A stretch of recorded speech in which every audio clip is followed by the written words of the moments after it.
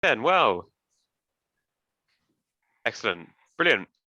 So, hello everybody joining us online, and welcome to today's event. My name is Henry. I'm one of the members of the Youth for Fairtrade network, and I'm introducing this event with my fellow member Sophie, who's on this webinar today. We'll be kicking off proceedings this evening. This particular Youth in Solidarity event that you're joining us to listen to is a discussion on trade and climate justice with our Fairtrade Youth ambassadors, Deborah and Rutuja.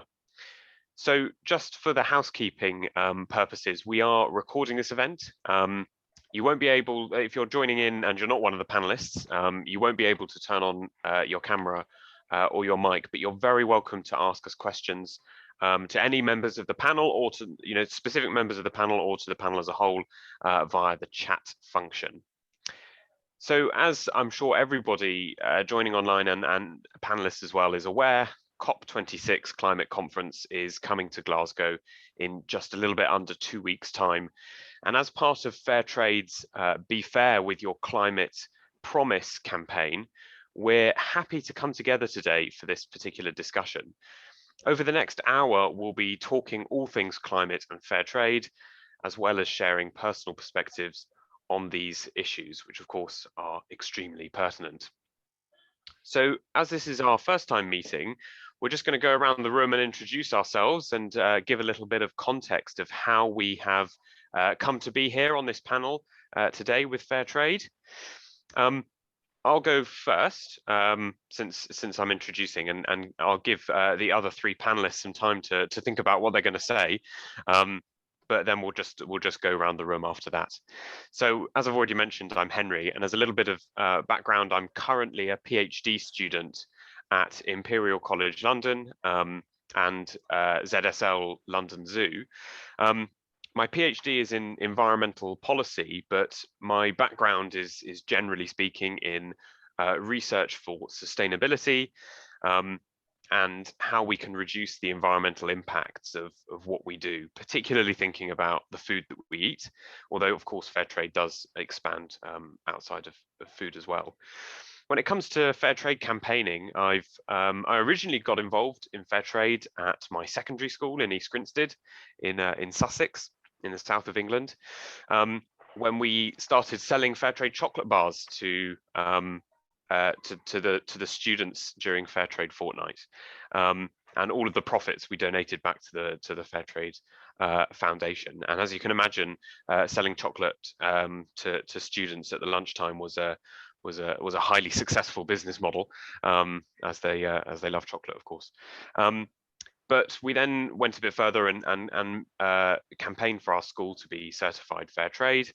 And that sort of took me onto university, where I was part of my university's campaign to achieve fair trade certification, and generally promoting the sale of fair trade products and all the rest of this. And I followed that into my own academic research by, as I say, researching in sustainability. And generally speaking, I have a very intense interest, as I'm sure probably everyone does here, about what are we going to do when it comes to tackling the big challenges of the coming, well, yes, the coming decade, but the coming 2 decades, 3 decades, 4 decades more, when it comes to being able to solve the climate crisis, solve the biodiversity crisis, but also enable the development of countries worldwide without compromising on quality of life, but also, that whole aspect of fairness, whilst also meeting those immense climate and biodiversity challenges. I think it's clearly the issue of our time.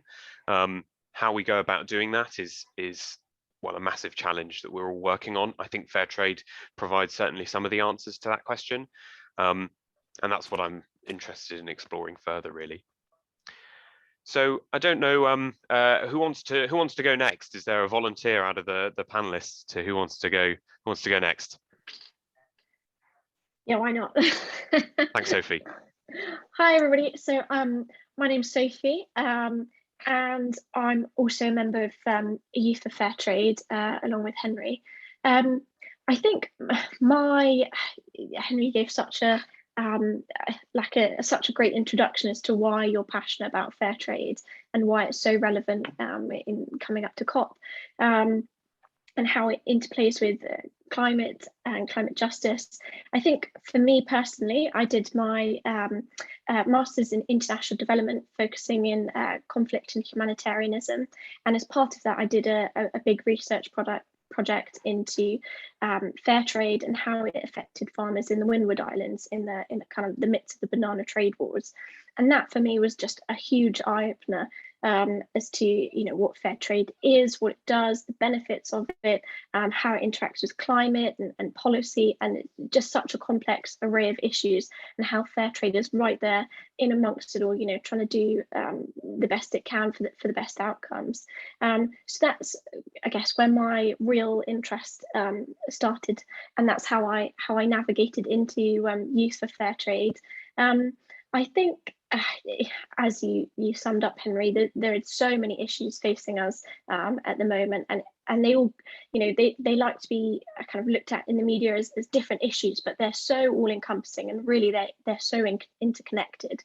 And so if we're looking at one issue, really we're looking at the flip side of another issue as well. And I think that's something that fair trade really targets and gets to the bottom of, that you've got to look at these things in unison and look at them together. So that's kind of where I'm coming from. Yeah, I really can't wait to get stuck into the conversation this evening. Thanks, Sophie. So Sophie and I are the Youth for Fair Trade Network members here in the UK. And then let's introduce our Fair Trade Youth ambassadors. We have Rutuja from India and Deborah from Kenya. Deborah, do you want to go first? I didn't mean Kenya, I meant Ghana anyway.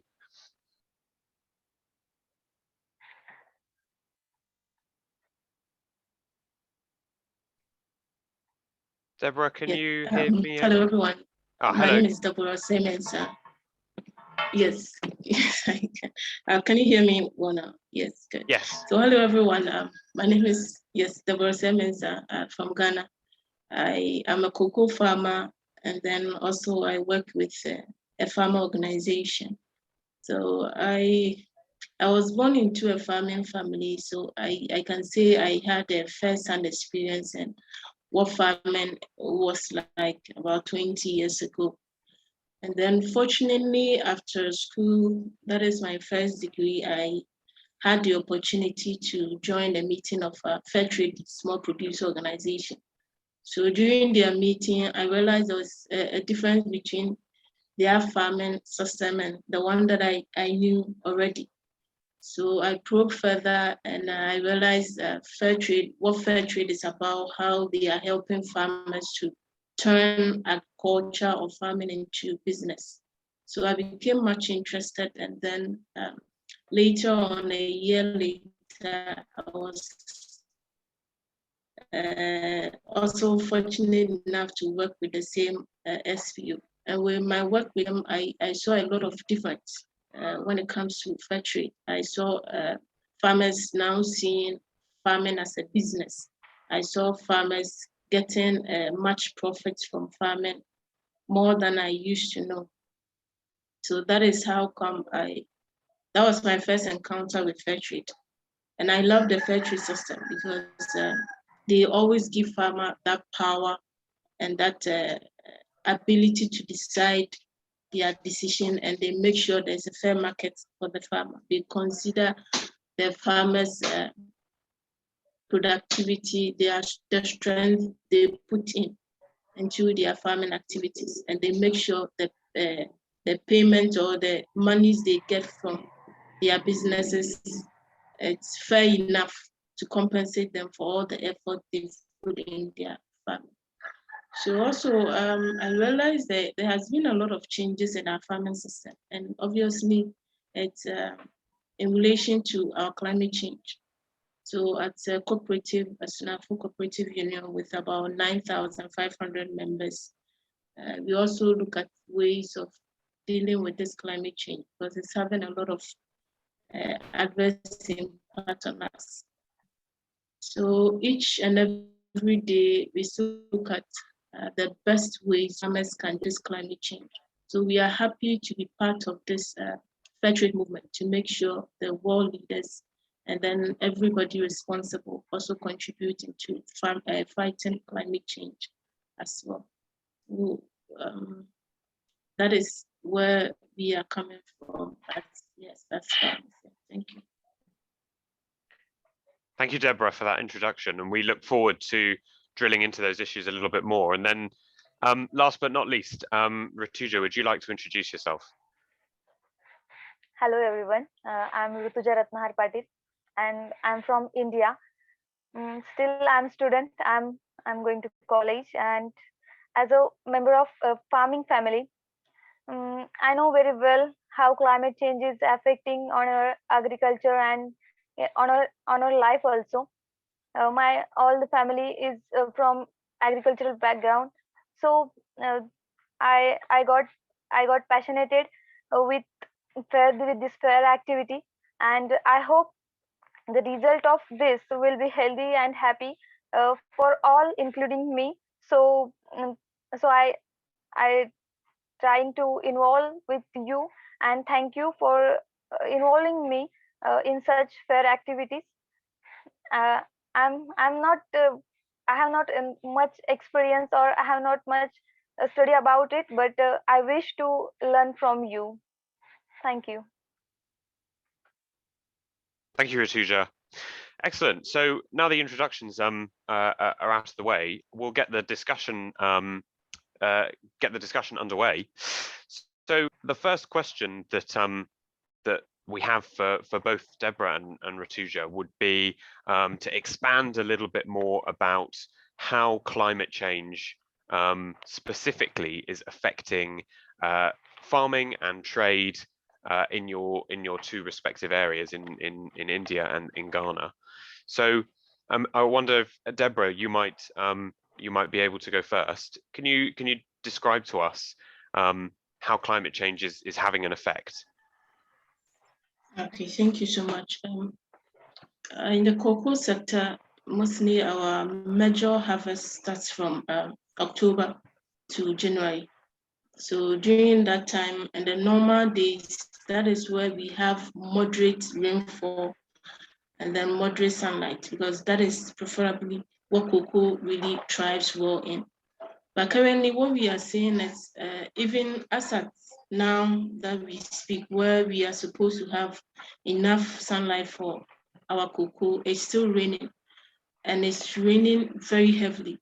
So the first thing I'll talk about is the increase in pests and disease on our farms. Now, because it's raining too much, there are a lot of pests and diseases on our farm. A fungi called black pod, they mostly thrive well in cold area. And so because it's raining too much, they're under the tree. And then there's a lot of moist and coldness in the cocoa farm. So these fungi are really affecting our beans. And then we have a lot of pests also coming in to affect our beans. What happens is, if there's a lot of pests and diseases, the quality of the cocoa is also affected. Instead of the healthy bean, the big bean, you always get this small bean. Sometimes it's very difficult to get the yield that is expected. So mostly what we know is 1,000 pods of cocoa can give you about 70 kilograms. But now you take that 1,000 pods, because of the pest and then disease attack, you will not get, sometimes the maximum is to get about 60 kg. So there's this decrease in production in our cocoa farm. Yes, because of this pests and diseases. And then also we talk about survival rate of the young ones. Of course, we have the old plants, and then we are looking at sustainability. Difficult for this young plant to survive because of the dryness in the soil. So sometimes you realize it's raining, okay, so this season is good for me, let me plant. You plant, and within 3 months, there's this excessive sunlight and your plants will not survive it. So now it's very difficult to plant. But if you have to do it, it means you have to incur a lot of costs. You have to do a lot of replanting.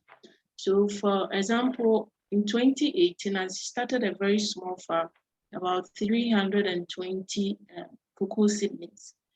And I had to do it over and over again for about 2 years before I could get 80% of the field covered. And that also cost a lot because you have to buy another seedlings, you have to do another shade plant, and it all comes with money.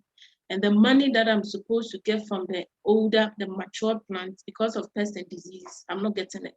So you have to incur additional costs that you not gain anything from. So the pest is affecting, the survival rate is also affecting us. And then also the cost of production is also increasing. Now we are looking at living income. And then living income is all about what we put in and then what we get from it. Now, what we are getting more or less remains the same, but what we are putting in our farming is now increasing. Because one, there's a lot of erosion, and if there's too much erosion, it means you have to consider ways of improving the nutrients of the soil.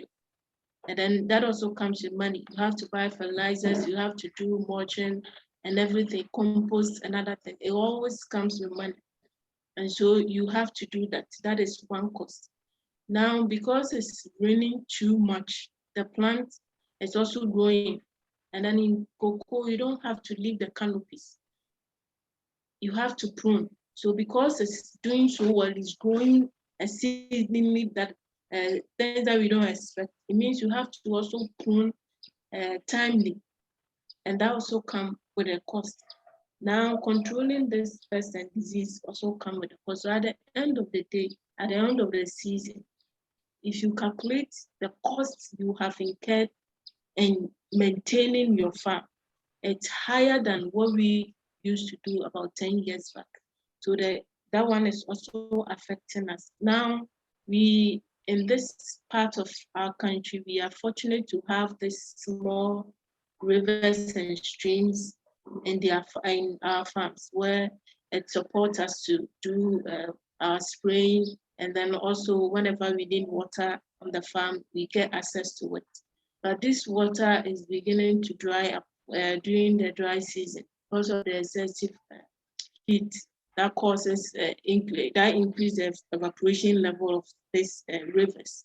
So in the dry season, when we need this water to spray, to do fertilizer application or any other activities on our farm, these rivers are dried up. Now what happens is, in our cultural settings, fetching water and those small activities are being done by children. And so if the farmers are not getting the needed water because the rivers are dried up, now it turns back to the children. So if they have to go to school, instead of them going to school, they have to assist their parents on the farm. Because if not that option and the parents want to go for laborers, it means they are increasing their costs, which they don't have that money to do it. So instead of our kids staying back in school, they have to support their fathers, their mothers on the farm to fetch water for them to do their spraying and other things. So in a way, this climate change is also causing increase in child labor activities because the child has to be in the school. But due to one or two reasons, they have to be on the farm to support their parents. And then also when we get to the rainy season, where we think you have enough. No, yeah. Yes. Thanks, Deborah. No, I think that was a really good description of the whole system of how things are changing. I was going to ask actually, how long ago was it that you think you started noticing that there were changes happening? Yes, so I can talk about 8 years back, but within the last 3 years, things are becoming very excessive. last year it was a bit good, but this year, as of now, there's nothing on the tree. You don't see the pods, you don't see the flowers that we expected it. So now, especially this year, things are becoming very difficult and extremely bad. Last year was fairly good, but I think the whole change started about 8 years ago, where it became very drastic. That we are really feeling the negative impacts. Yeah, thanks, Deborah. And obviously the worrying thing is that we only expect it to, I don't want to seem too negative, but obviously we don't expect it to get better, do we? We expect it to continue getting worse. Thanks, Yeah. Deborah. I wonder if actually, Rutuja, you'd like to come in now on this and speak a little bit about how things have been for you in India. Climate change is affecting now in our country, on our community also, and the economic losses from disasters is rising now globally and all over. Also, agriculture sector is totally dependent upon nature, so that's why it's highly affecting by these disasters, by this climate change. And due to climate change, there is lots of uh, loss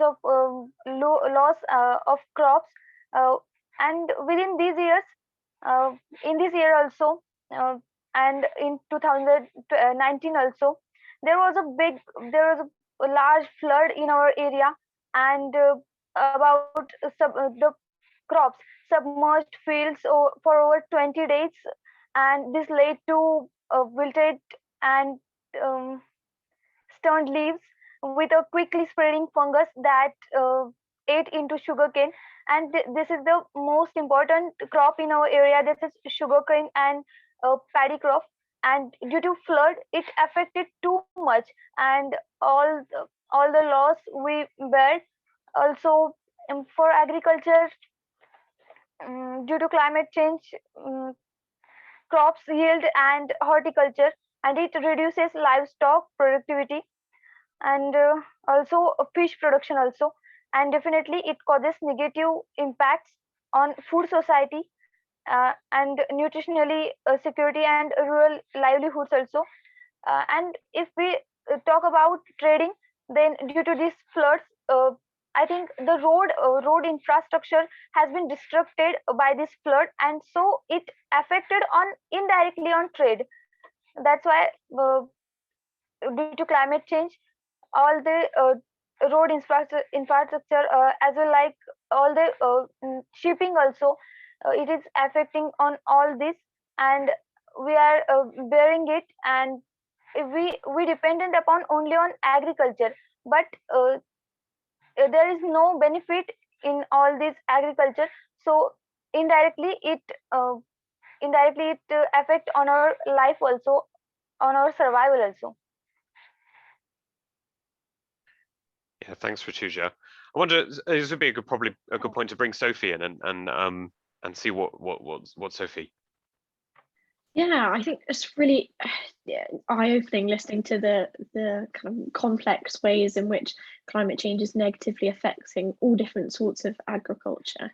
And I guess in that vein, it's interesting maybe if you have some thoughts on whether countries vulnerable to this kind of negative effects from climate and its effect on agriculture, whether they're being listened to, particularly in the run-up to COP26. Do you think the interests of countries where the agriculture is particularly at risk and the livelihoods are particularly at risk, do you think their interests are really being listened to at all?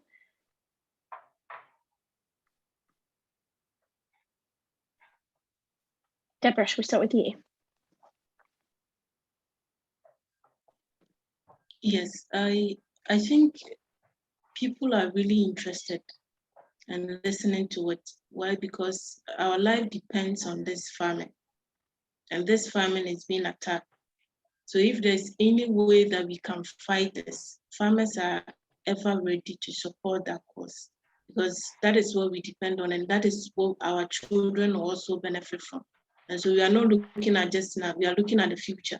So if there's a fight, if there's a cause to protect our future, farmers are really willing to support this COP26. And then this cooperative society have started signing in, have started raising their concerns, and then also in their own way, trying to make noise about why world leaders are to make a right decision.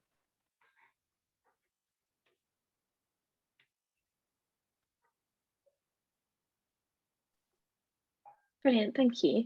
And what about you, Rutuja? Have you got any thoughts and feelings about whether you feel like your interests are being reflected up on the kind of international stage, I guess? Oh, sorry, ma'am. Oh, sorry. Do you feel like your interests as your agricultural interests are being reflected in the international community? Oh, no, ma'am. And do you is there something in particular, like an interest or I guess an aim in particular that you feel needs to be getting more attention? Oh, ma'am, I'm not clear with your question. Please, will you repeat? Oh, sorry. Yeah, of course. So just thinking about whether countries that are vulnerable to this kind of like drastic climate change in particular, whether their interests are being listened to, whether you feel like countries such as India are having their concerns reflected at events such as COP26. Yes, ma'am. Because all the farmers in India are bearing the effects of climate change. So they want something new, who will lead up and who will listen to them. So that's why all the farmers in India want to be a part of this such international community. That's why someone can listen to them, or someone can solve their questions, and they will give them the hope of, I think, survive, so they can join with this international community. Yeah, brilliant. Thank you. We've got a follow-up question in the chat. If I just read that out, see if we can share some thoughts. So this question is from Oliver. It says, are you seeing an effort from your governments to stem the tide of these climate events and provide ways to mitigate their effects? And if you are, do you think this effort is enough? It's a really good question. Thank you, Oliver. Any thoughts on that? That will support farmers. Oh, sorry. Yes. Yeah, from my side, I think the government is really making efforts, because here our cocoa system is being regulated by a board. And since the beginning of this year, we realized they've been making efforts to mitigate this climate change effects. We started with tree planting in our farms, where they supplied farmers with the seedlings, the needed seedlings. And then later they started education on climate change, its impact, and then how farmers can survive it. And then, of course, Fairtrade has also been collaborating with the agency, the government agencies, to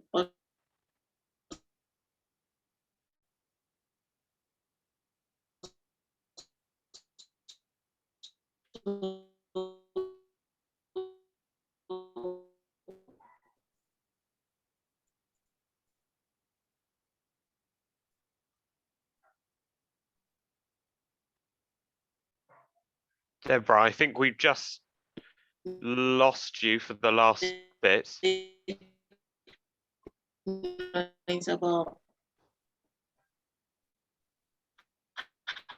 how they can also support farmers, and then also at the international front, farmers, and then ways to support farmers. But of course, since it's not yet, they need. Can you hear me, please? Your line is a bit patchy, but I think it's reconnected now. Okay. Is it good? Yeah, I think it's fixed now. Could you just repeat the bit about you were talking about what Fairtrade was doing when it was partnering with the government? Yes. So what I was saying is Fairtrade has been also partnering with the government to also explore more ways in the international front. Together, they can help or support farmers in terms of good pricing, and then also the changes in climate, how farmers can support without them bearing the cost of the mitigation process. So, but we think since we are not getting the positive impact, there is still more to be done. The government can do more than what they are doing right now. So we get what we need. We still think there are still ways that they are supposed to explore with the agencies, with NGOs, with all organizations who are eager to fight climate change to help support farmers. So they are doing, they are on their track doing something to support, but it's not enough. So we get there, the effort is not enough. Yeah. Thanks. Thanks, Deborah. I think that was a really great question from Oliver in the chat, and for all the other participants, if you want to ask a question, then do just drop it in the chat, and we can throw it in. I'd like to throw the same question over to Rutuja. Do you think that the government in India is doing enough itself to tackle the effects of climate change? Yes, sir. Government of India is it have many schemes for farmers, and they are opening many schemes and all over, like water irrigation. They are making awareness about water irrigation, and also and crops management. That means in which season which crop should be uh, which crop should we get, and like all these questions, due to this climate change, the crop which we the crop we can't get it, and so that's why a government is making aware to us by many programs, and they are giving us a light that uh, like water irrigation programming is in all over India, and also they are established the laboratories like soil examinations, that the farmers in here, they give the soil pattern, and they get information that what crop should we plant in that soil, and also they are they have started the special subject like crop management, and so here the youths can get information about how to agriculture, and what should we do properly for agriculture. Like this, government is doing all their efforts. Thank you. Thanks, Rutuja. So I think what I think it would be unfair of us to ask, what are the governments in Ghana doing, or what are the governments in India doing, without acknowledging what the governments here in the UK are doing, which is not very much, because we often have to recognise that the thing about climate change is that we have one climate, one atmosphere, and the UK, if not historically as much as it is now, has contributed to that problem. And equally needs to contribute to the solutions, and so yeah, I do feel it.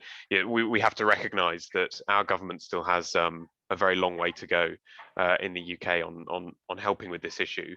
But that also reminded me of another point, which is that we know from the climate science that areas in the tropics, I mean in this particular case Ghana and India, but many other countries as well, are going to be the hardest hit by climate change, and the soonest. And I think that there was, for me, and I wonder what Sophie thinks about this, but for me, there was a long period of time over the past decade, actually, where climate change was always thought of in the UK as this thing for the future, something that will be coming in the future. And it's only really in the last year and a bit, maybe 2 years, perhaps a little bit before COVID, where we were starting to see effects of climate change here in the UK. But as Deborah had mentioned, at least 3 years, if not longer, you were seeing the effects of climate change in Ghana and similar situation in India. So for us, it's sort of been this thing in the future, but actually it's affecting people on the ground right here and right now. Sophie, I wonder if you thought, what's been the perspective of yourself and your peers about the sort of timescales that climate change is operating on?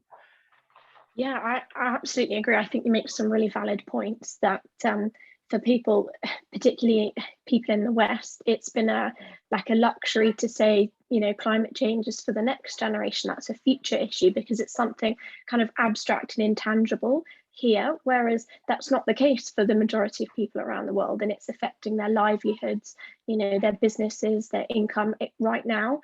And I think the UK government, I would kind of echo Deborah's sentiments exactly, that they're doing something, but it's no way, shape or form enough. But I think I suppose it's important to recognise the fact that we have COP26 coming up. There is movement, and it is being acknowledged.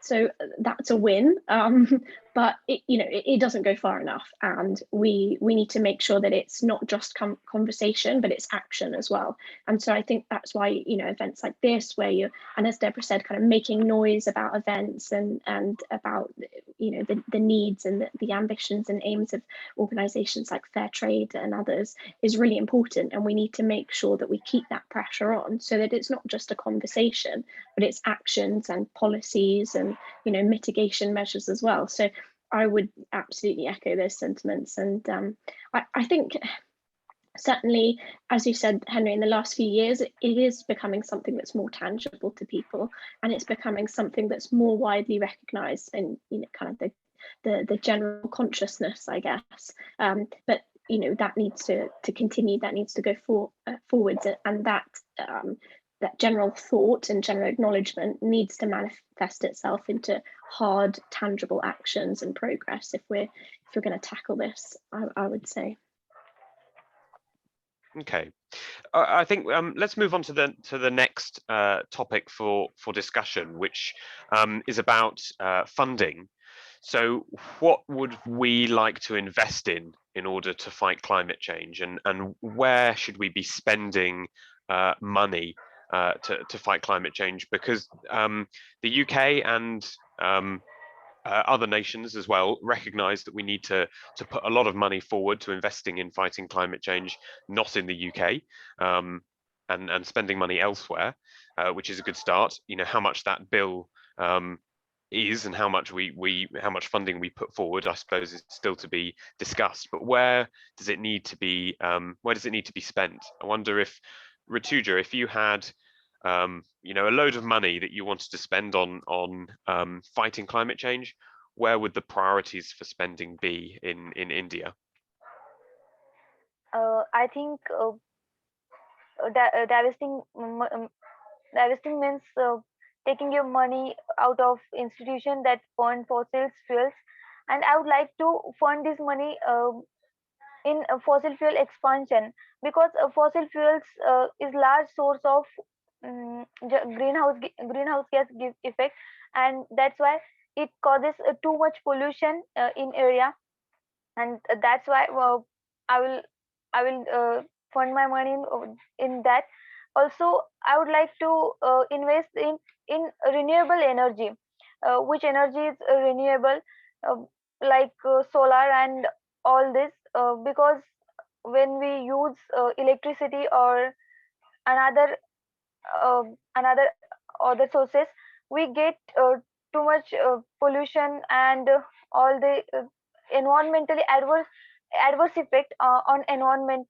So that's why I would like to invest in this renewable energies, like we when we use LED lights, it saves too much electricity, and like this I would like to invest, and also I would like to. I think that when we use public transport, it's a little bit when we can decrease the pollution a little bit. That's why we will invest it in all the public transports also. Like this, we can help to reduce this pollution, and we can step towards happy environment, I think. Yeah, I thought those were fantastic suggestions. Rutuja, I wanted to ask you, what is public transport in sort of rural parts of India like? Because I've never been to India. I was wondering if you're living in the countryside, especially the farming communities, is there good public transport, or do they need to use fossil fuel cars to get around? In India, mainly there are buses and trains. Uh, I think they use mainly like petrol, diesel. And this also causes to mining, and it also causes to pollution.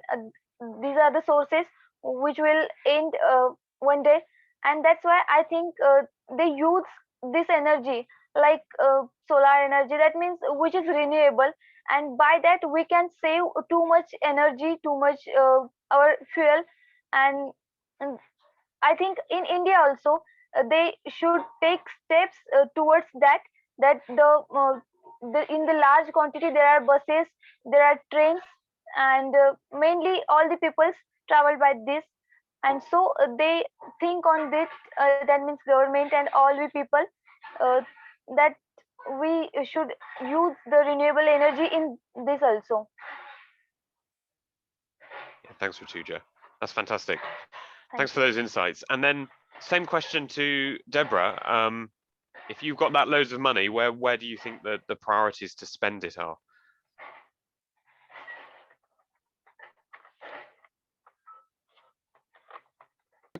Yes, for me as a farmer, I think I will invest more in farming, the farming community, because they work closely to the forest reserves. And so one thing we know is if our forests are really growing, if our forests are very rich, it can also support and reduce the impact of climate change. So these farmers can help do that. When it comes to a lot of tree planting and other activities, they are involved in that. So if I have to invest, I think looking at my area, I will first look at the farmers, invest in them to go on with climate smart agriculture, because we can not just blame the industry for their emissions. There are some activities also the farming community will also do that will cause impact to the climate change one way or the other. So we'll first look at how these farmers can reduce those activities, and then also help regenerate our forests and other things. Then we will look at the emissions from the cars, from the industries also, in a way to reduce those emissions to help us. Yeah, so for me, I will start with the rural villages where the farmers are, and concentrate on the forest, and then before we look at the industries, how they can also reduce their emissions as well. Yeah. Thank you. Thank you, Deborah. I suppose actually, sort of the same question to Sophie. Where would you spend the money if you were in charge? Yeah, I think it's a good question. The question is in my mind is where to start. Because there's so many areas that desperately need that investment. I think for me, climate mitigation strategies are really important, and making sure that people's livelihoods are protected, the most vulnerable or the most at risk from climate disasters and that kind of thing, that strategies are put in place to protect them. Rutuja mentioned a really good point about renewables and kind of transitioning the sources of power in terms of solar and wind and what have you. And I think that's really important. You know, we in the UK, there's been a big kerfuffle about gas prices lately. And we need to look to the future and move away from gas. I think, you know, it's not sustainable to be continually thinking about coal, about gas, about oil, etc. So I think that's something that really could do with a hit of investment as well.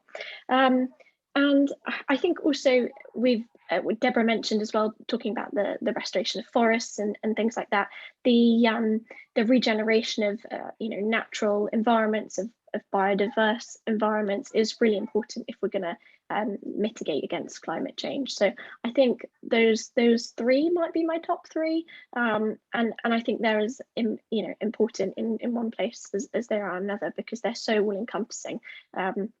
Just to, you know, exactly kind of reiterating what Deborah and Rutuja have mentioned, to be honest. I noticed we've got a question in the chat just about coming on to this. So it's from Mary Jo. Thank you, Mary Jo, for messaging your chat, for messaging in the chat with your question. So she says, I love fair trade and buy lots. Do you think, however, that sometimes too much emphasis on trade is put on trade and not enough on food sovereignty and local markets, such as Via Campesina focuses on? I think that's a really, really good in-depth question. Henry, shall we start with you? Have you got any thoughts on that? Yeah, I did have a think about that question, actually, Mary Jo, because I don't think it's an easy question. I think this comes back a little bit to a discussion that myself and Sophie were having a couple of weeks ago about the sort of economic system in which fair trade operates in, and you know, the sort of current capitalist economic system that it does operate in puts a lot of emphasis on trade, in the sense that for farmers producing cocoa products, in the case of Deborah, you know, by necessity, lots of that needs to be exported, and international trade is what is dictating terms in that sense. And there's actually very little in the sense that you can sort of do to get away from that. Fair trade operates within that system. It gives a format where farmers can have access to a minimum price and a fair trade premium within the system of sort of international trade in that sense. To move away from that sort of system, I think possibly requires a significant amount of economic remodeling to an extent. And what I think is interesting about that is how much that will become necessary as part of the solution to climate change over the course of the next, probably of the next sort of 2-3 decades, maybe. And if you think about something like donut economics, which maybe some of the audience members are familiar with, that might be the sort of economic system you need to transition towards in order to basically achieve climate goals and climate mitigation strategy. And in a different economic model, perhaps you enable local areas to sort of empower themselves a bit more and be less beholden to the sort of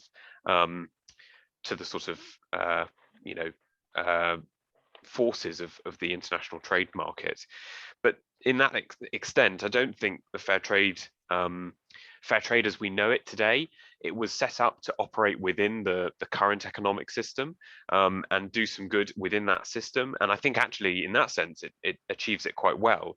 If we were to think about the ideal future that we might be able to realize by maybe 2050, maybe that's a bit too soon, maybe you don't need to have something like fair trade at all, because actually everyone's empowered by that point. Climate change has been solved. There's no more biodiversity crisis, and everyone's happy. And actually, fair trade doesn't necessarily need to operate in that sense. That would certainly be an idealistic future, but I'm not sure. I do think that at this moment, fair trade provides a good solution within the system that we have. We know that the system that we have isn't very good because it's led us to the crises that we have on our doorstep now. And so with the changes that will be required, I think still at this moment, you know, saying we need to totally reform the economic system is seen as certainly radical and an outsider. In 20 years' time, I certainly don't think it will be. So we'll see how things evolve. But I think fair trade, it does well with what it's set out to do. But we do need something a bit more radical for the future in some senses. And I think that those sorts of what we consider to be radical now won't look so radical in 10 years' time, in 20 years' time.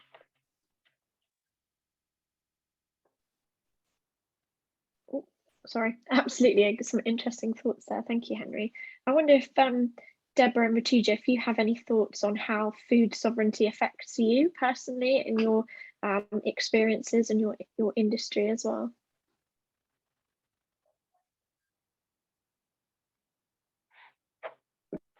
Sorry, can you explain? So Yeah, Deborah, cool. oh, sorry. sorry, Sophie. Deborah, the question I was going to ask off of the back of that actually is basically for farmers, for cocoa farmers in Ghana, how much does the international market dictate what you can do, what prices you can sell at, and does fair trade, you know, help enough, or could it be doing more? I think in Ghana, our cocoa prices normally depends on the world price.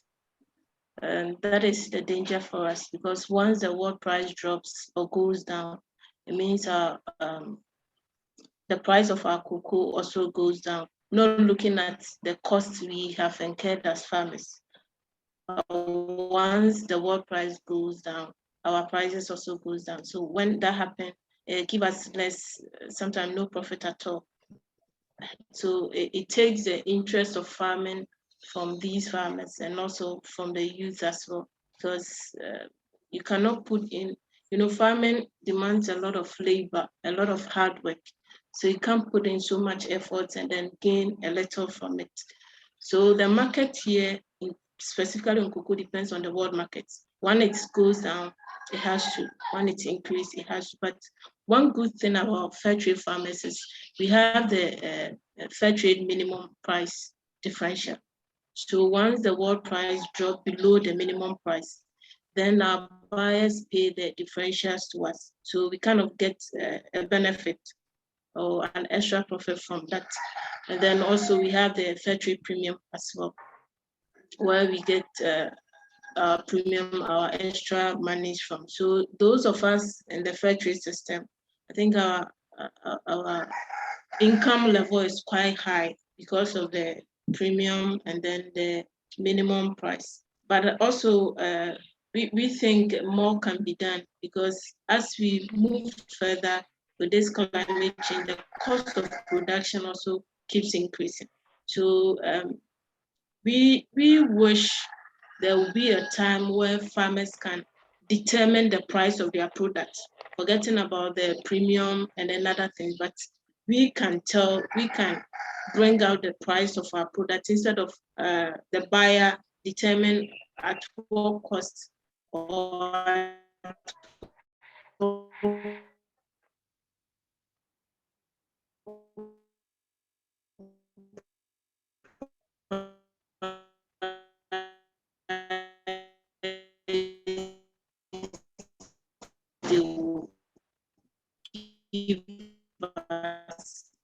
because in that way we don't see someone has to tell you the price. We want to get to a point where the price of cocoa trade is doing a lot to help us, but that is our main goal, to be able to influence the world price on our cocoa and then also get our premium as well.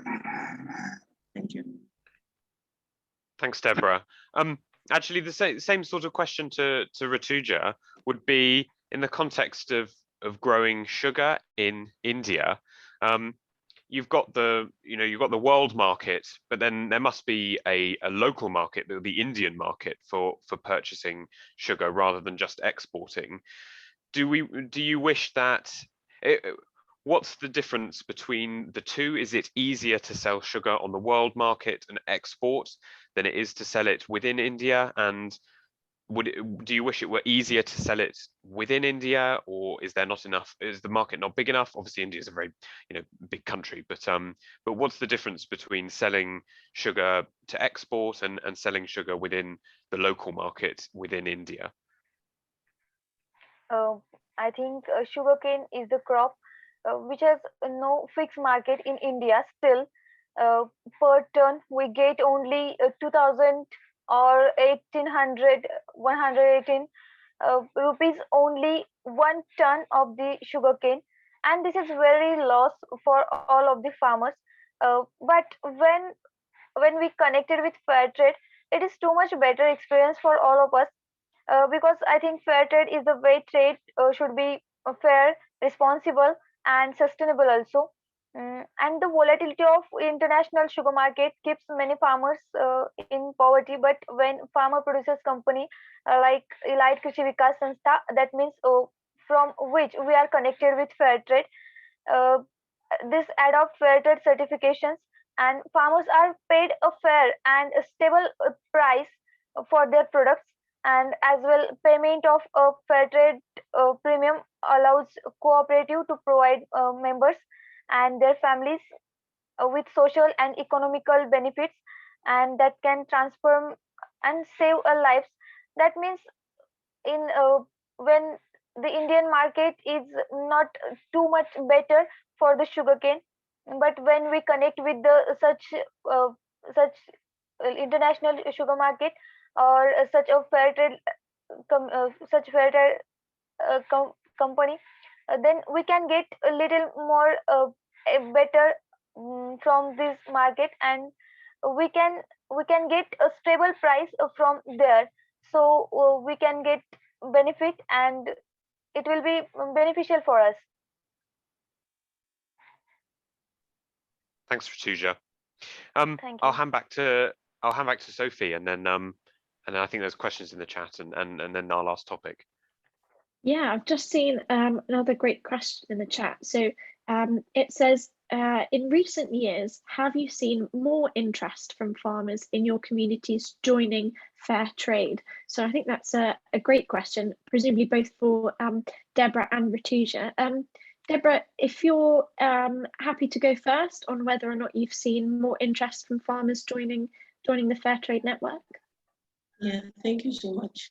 I think for the last in the recent year, we've seen a lot of farmers really developing interest for fair trade. For my cooperative, we started in 2011, and then when we started with 1,052 members, and then 2012 became fair trade certified. But currently, we are a little below 10,000 farmers. So that tells you the interest, yes, farmers are getting, because the impact of fair trade is very visible. We have our community projects, our farmers, their farm are very much improving. As compared to the old ones, we have a lot of activities for farmers. So the impact fair trade is creating is very visible, and we have these farmers joining in. Last year, we were having 67 communities. This year, during our AGM, we had additional 8 communities who wrote to us to join the system.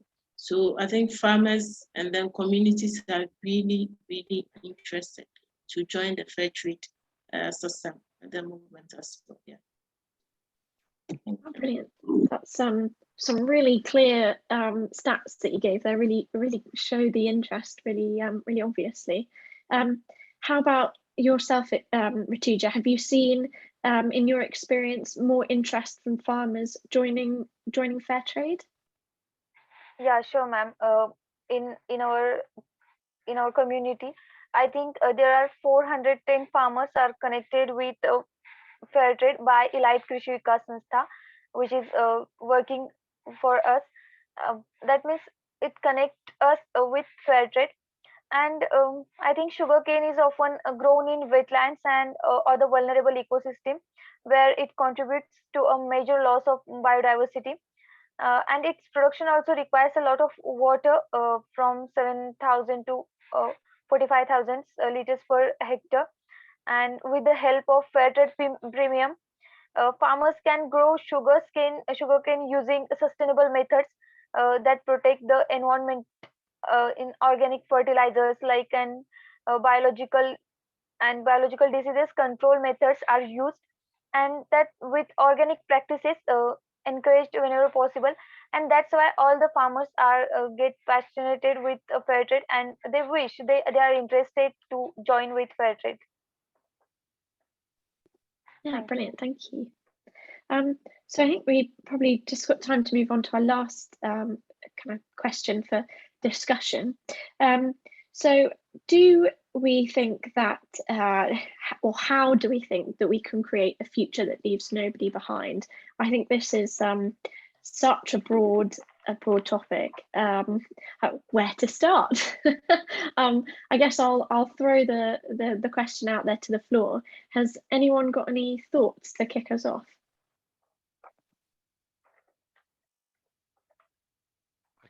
I could start, Sophie.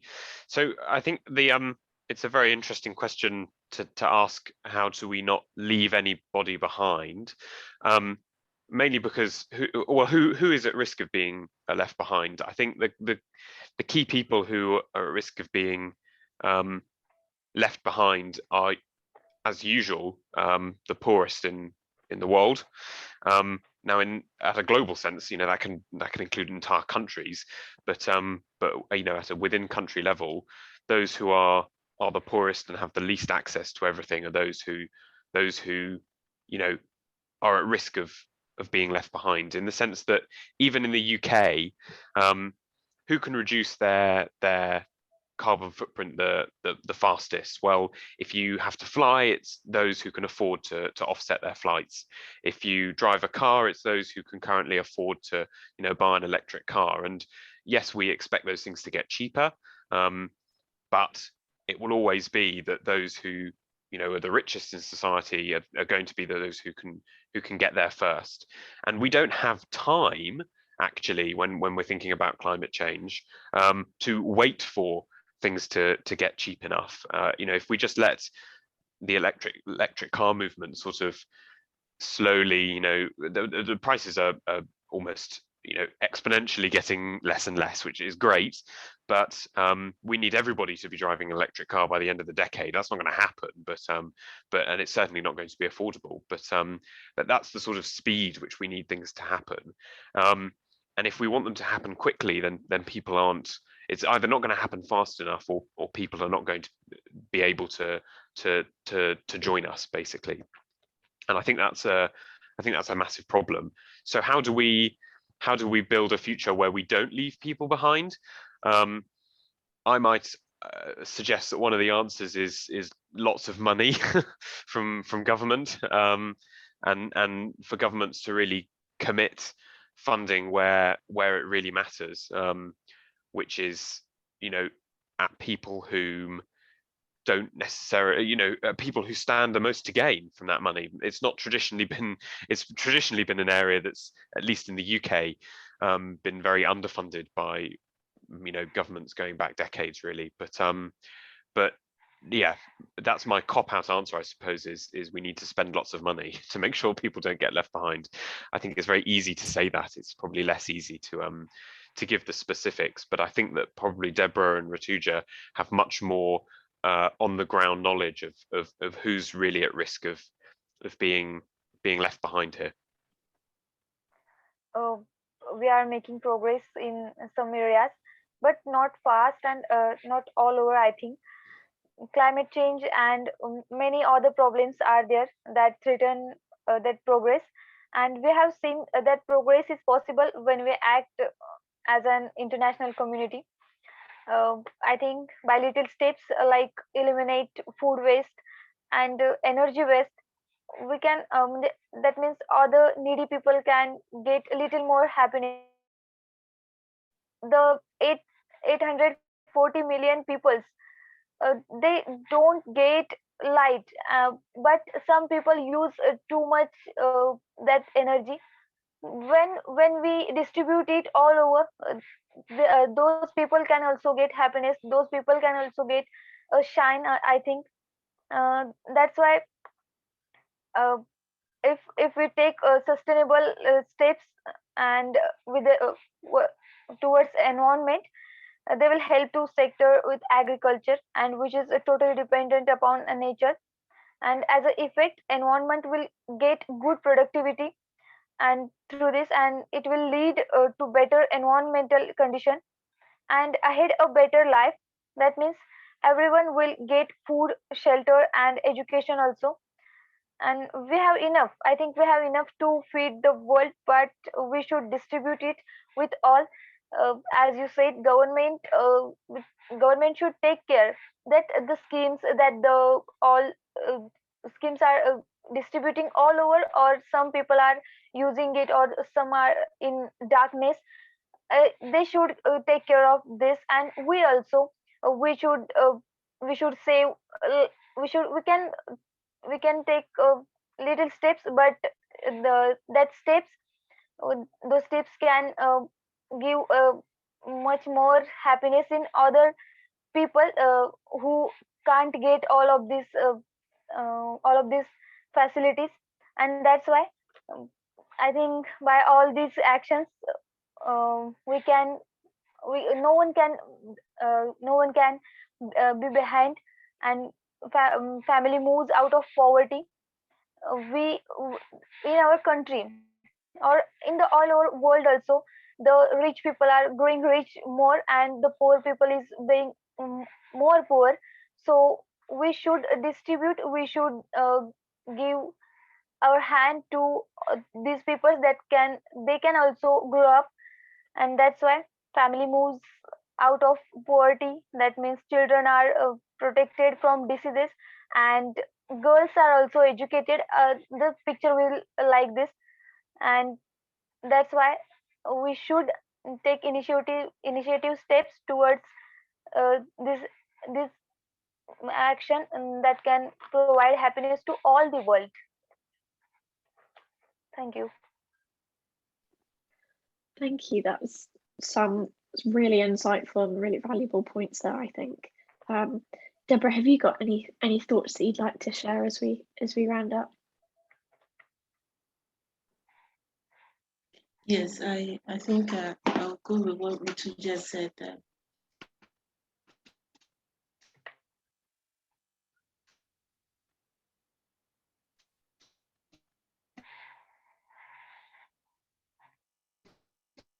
Oh, I think we might be losing the line a little bit again. Oh, the farming communities, those in the, because even on the national, yeah, yes. You're back now. Sorry about that. Is it good? Yeah, you're back. Yes. Okay. So I will go with the farming communities, those who feed the world, they feed the world, they produce to feed the world. They are likely to be left behind. So I think if there's any investment to be made, it should be made in their livelihoods, which will, I think, will empower them more to give their concerns to such issues on climate and other things. And then also their communities must also be invested in. And then also our children, because all the fights that is going on is for their future, how they will survive in the future. So I think they need to be involved in it now, so that they know what is going on in the fight of climate change, so that if possibly, and then hopefully we are able to fight this, when they get there in the future that we are trying to protect now, they will also know how to deal with these issues. But all this can be done through the Fairtrade system, which I think over the years have strengthened and empowered farmers a lot, for them to voice out on things that are affecting them. Gone are the days farmers have been affected with so many things, but they couldn't even come out. But with the Fairtrade system and the kind of empowerment programs that goes on with the farmers now, farmers know better and they are able to voice out. So I think much investment is needed at these rural communities where the farmers will benefit. And then at the long run, they can also go on with the crowd and then voice out when necessary to make the change that we need. Thank you. Thanks, Deborah. Oh, sorry. Sorry, Sophie. No, I was just gonna hand over to you to see if you had any concluding points. Yeah, well, just having listened to Deborah and Rutuja, I was the only other thing I was going to mention is the need to consider inequality right at the start of decision making for politicians at a global level. It's just not fair of us to say we need to, stop doing things that damage the environment when actually there are so many countries in the world that need to continue development if they are ever to achieve any sort of quality of life that I'm fortunate enough to have right now. So it's not fair to just say everyone's got to down tools. We've only just discovered this. Sorry about that. Britain has spent, however many hundreds of years, casually developing along, and now everyone else has to stop because we've just discovered this problem that suddenly appeared out of nowhere. It's just simply not fair. We have to be able to plan a future where countries that, where we can actually actively addressing inequality and difference is entirely part and parcel and the entire point of what we're doing in climate mitigation. So how can we achieve a net zero future whilst addressing and solving inequality? That should be what we do right from the beginning. And that means that saying, in the UK context, I talked about electric cars, but actually, one of the things that springs to mind even more is what we eat, because we were talking about foods, at Fairtrade, and lots of that doesn't just come down to being able to purchase Fairtrade products, but it's also about eating less meat and things like this. But actually, part and parcel of that is some of the cheapest things that I can buy in the supermarket are super processed meat products, and actually telling people to start switching to a vegetarian lifestyle or even a pescatarian lifestyle. Fish is more expensive. It's difficult. People can't necessarily do that so easily. Those are the people who get left behind. So if you want to address those issues, then you need to consider the inequality right at the start of the decision making. So our message to politicians gathering at Glasgow, or my message to politicians gathering at Glasgow in a couple of weeks' time would be, remember inequality, because it needs to be addressed right from the start of the policy making. If you're going to make a net zero commitment, then how is it going to work for everybody, and how is it going to narrow that inequality gap? Because you can't just make up these policies and not consider that element. Otherwise, you're just going to dig an even deeper hole.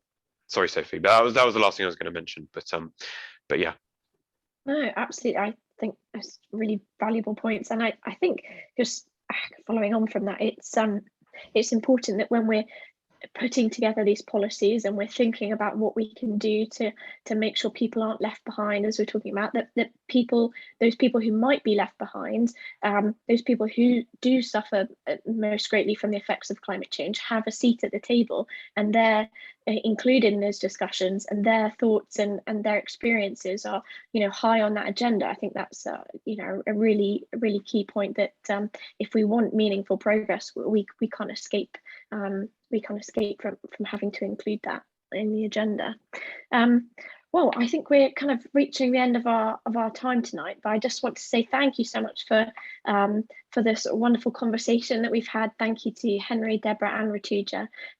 It's been a privilege to get to chat to you this evening, and I hope everybody who's listening in has been able to enjoy the conversation as well, and thank you for joining. Just, I guess, to wrap up with a few concluding thoughts, with COP26 just, as Henry mentioned, just a few weeks away, I think it's a really important time at the moment for campaigners and people who are passionate about climate justice and fair trade to come together to put a little bit of pressure on the world leaders who are meeting in a few weeks' time. And fair trade in particular running a campaign called Be Fair with Your Climate Promise. And you can read all about that, as well as fair trade's farmer letters to world leaders, and sign the petition, and that's all on the website. And there you go, the links in the chat there, so you can check that out and get involved that way. That would be wonderful. Also, if you'd like to join our Youth for Fair Trade group for our network, if you're between 16 and 30, then you can also kind of sign up on the website, and the link is in the chat there as well. So just to round up and finish off, I'd just like to open the floor for any closing comments. If anyone's got anything they'd like to add as we leave, yeah, and just to say thank you so much for everyone who's coming, and thank you for your questions in the chat, and for getting involved.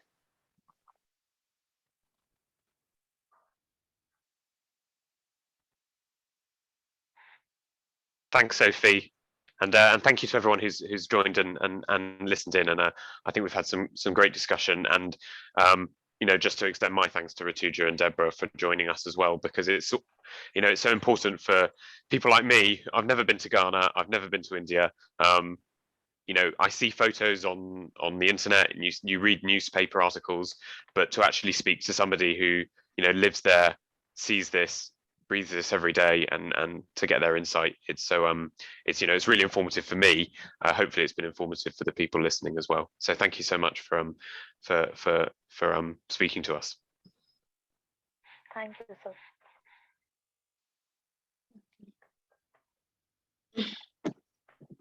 Thank you. Thank you for having us.